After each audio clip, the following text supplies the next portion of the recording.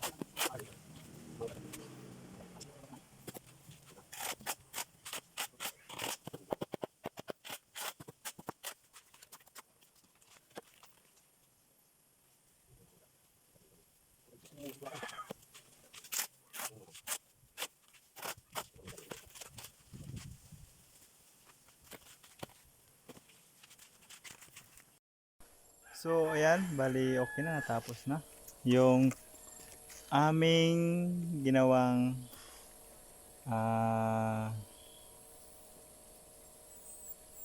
lagyan ng ano, tawag dito, yung tangkalan, tawag na tangkalan. So yun, basta tangkalan yan. So ito yun, ano, so ganito kalaki yung nagawa namin na tangkalan. Ayan, yan o. So ganyan lang kalaki, at saka ito yung ano, yung para sa tubig. Ayan, yung tubig. So dito ako kukuha ng tubig para dito sa baboy. Ayan. So kailangan paliguan yung baboy, syempre kailangan may tubig. So dito yung istaka ng tubig. Ayan. So tama-tama lang yung laki. Punta dito. Ayan. So malapit lang ang pagkuha ng tubig. So dalawa ang pakainan ng baboy. Ano, yung ganyan. Tapos meron ditong tubo. Butas pala. Ano, tatlong butas. 1, 2, 3. 1, 2, 3. Saka ito yung drainage. Ayan. Palabas yan. So babagsak yung ano dito sa may kanal yan. So dun siya pupunta yung mga yan, alam natin yung style na yun, yung dumi ng baboy. Ayan. So ito ay itong ginawa nga namin na tangkalan ay kasya dito ay tatlo. Ayan, 3 piraso ang kasya. So 1, 2, 3. So okay na yan. Tatlo na, yun ang maximum. Tatlo. So ngayon, ayan, 3 piraso. So 76 na hollow blocks ang 76 na hollow blocks yung kailangan naubos dito. Ayan, plus 41 na hollow blocks. So, mahigit 100 yung nakonsumo dito na hollow blocks, sabay na dito. Ayan, tapos semento simento na 1, 2, 3, 4 1, 2, 3, 4, 5 6. So anim anim anim na sako, anim na sako na simento. So sabi na yon, anim na sako. So yung buhangin sa tingin ko lampas masa may isang kubiko yata yun yung nakonsumo dito. So ganito lang kaliit, ayan. So okay na yan, at least tapos na kahit papaano.